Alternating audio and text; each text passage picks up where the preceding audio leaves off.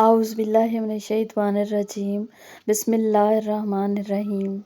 ناظرین، میری آج کی یہ ویڈیو حضرت خالد بن ولید رضی اللہ تعالیٰ عنہ کے بارے میں ہے۔ حضرت خالد بن ولید رضی اللہ تعالیٰ عنہ کا اسلام قبول کرنے کا واقعہ اور حضرت خالد بن ولید رضی اللہ تعالیٰ عنہ کو دین اسلام کی شمشیر بے نیام کیوں کہتے تھے، اور حضرت خالد بن ولید کی جنگوں کا احوال، اور حضرت خالد بن ولید نے جب ایک جنگ میں 8 تلواریں اور بعض روایات کے مطابق 9 تلواریں توڑ ڈالیں، ان سب کے بارے میں آج آپ کو اپنی اس ویڈیو میں بتاؤں گی۔ یہ خاندان قریش کے بہت ہی نامور اشراف میں سے ہیں۔ ان کی والدہ حضرت بی بی لبابہ سورہ رضی اللہ تعالیٰ عنہ ام المومنین حضرت بی بی میمونہ کی بہن تھیں۔ یہ بہادری اور فن سپاہی اور تدابیر جنگ کے اعتبار سے تمام صحابہ کرام میں ایک خصوصی امتیاز رکھتے تھے۔ اسلام قبول کرنے سے پہلے ان کے باپ ولید کی اسلام دشمنی مشہور تھی۔ جنگ بدر اور جنگ احد کی لڑائیوں میں یہ کفار کے ساتھ رہے اور ان سے مسلمانوں کو بہت زیادہ جانی نقصان پہنچا، مگر ناگہاں ان کے دل میں اسلام کی صداقت کا آفتاب طلوع ہو گیا۔ حضرت خالد بن ولید نے 628 میں صلح حدیبیہ کے موقع پر حضور اکرم صلی اللہ علیہ وآلہ وسلم کی خدمت میں حاضری دے کر اسلام قبول کیا اور پہلے واقعات پر حضور اکرم صلی اللہ علیہ وآلہ وسلم سے معافی مانگتے ہوئے آئندہ دین اسلام کی خاطر جنگیں لڑنے کا اعلان کیا۔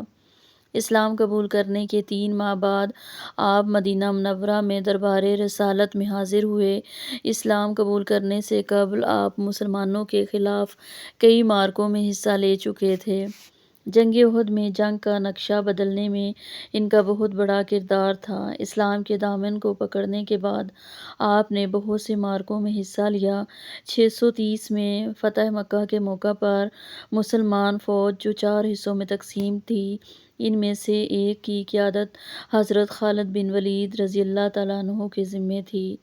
فتح مکہ کے بعد 8 ہجری میں حضور اکرم نے 3000 سپاہیوں کو اپنے ایک آزاد کردہ غلام حضرت زید بن حارث کی قیادت میں شام کے علاقے بلقا کی طرف روانہ کیا تاکہ والی بصرہ شرجیل، جس نے حضرت کے قاصد حضرت حارث بن عمیر کو شہید کر دیا تھا، کو سبق سکھایا جائے۔ تاریخ میں یہ جنگ موتا کے نام سے مشہور ہے۔ اسلامی فوج کی شرجیل کی فوجوں سے مٹ بھیڑ ہوئی، جو تعداد میں 1 لاکھ سے زائد تھے۔ جنگ میں حضرت زید بن حارث شہید ہوئے، پھر کمان حضرت جعفر طیار کو ملی، وہ بھی شہید ہو گئے۔ پھر حضرت عبداللہ بن رواحہ نے کمان سنبھالی تو وہ بھی شہید ہو گئے۔ آخری کمان حضرت خالد بن ولید کے ہاتھ آئی تو وہ اس بے جگری سے لڑے کہ دوران جنگ ان کی 9 تلواریں ٹوٹیں۔ یوں لڑتے لڑتے حضرت خالد بن ولید اپنی فوج کو بچا کر واپس مدینہ منورہ لے آئے۔ تلواریں ٹوٹنے کی بات جب حضور اکرم صلی اللہ علیہ وآلہ وسلم کو معلوم ہوئی تو آپ نے حضرت خالد بن ولید کو سیف اللہ کا خطاب عطا فرمایا۔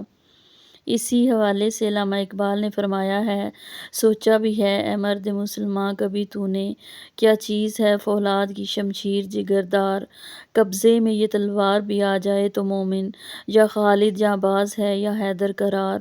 دمشق کے علاوہ عراق، ایران اور پھر رومیوں کے خلاف آپ نے جو جنگی حکمت عملی اختیار کی، وہ تاریخ میں سنہری حروف میں لکھی گئی ہے۔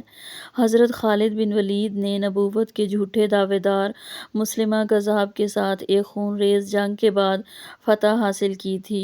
مسلمہ کذاب نے اپنے 40,000 پیروکار میدان میں اتارے جو حضرت خالد بن ولید کا مقابلہ نہ کر سکے اور اکثریت جہنم رسید ہوئی۔ کچھ بھاگ گئے۔ مسلمہ وحشی بن حرب کے ہاتھوں قتل ہوا۔ مسلمہ کذاب کی مہم سے فارغ ہونے کے بعد حضرت ابوبکر نے آپ کو عراق کی مہم پر بھیجا۔ عراق اس زمانے میں ایران کے زیر انتظام تھا۔ حضرت خالد بن ولید نے عراق کی ایرانی گورنر ہرمز سے کامیا کے مقام پر جنگ کی اور اسے عبرتناک شکست دی۔ اس جنگ میں ہرمز خود مارا گیا۔ اسی طرح حضرت خالد بن ولید نے عراق میں پے در پے کئی جنگیں لڑ کر ایران کے تسلط سے عراق کا علاقہ آزاد کروا لیا۔ پھر آپ عراق و شام کی سرحد دومت الجندل، جہاں کے عرب عیسائی قبائل مسلمانوں کے خلاف سازشیں کیا کرتے تھے، کا محاصرہ کیا اور انہیں شکست فاش دی۔ آپ نے 636 میں بمطابق 15 ہجری یرموک کے مقام پر رومیوں کو ایسی عبرتناک شکست دی کہ انہیں پھر اس علاقے کی طرف پلٹ کر دیکھنے کا ہوش نہ رہا۔ 17 ہجری میں حضرت عمر بن خطاب نے آپ کو معزول کیا۔ آپ نے خلیفہ کا حکم تسلیم کر لیا۔ آپ 642 میں بمطابق 21 ہجری 60 سال کی عمر میں شام کے مقام پر فوت ہوئے اور وہیں پر دفن ہوئے۔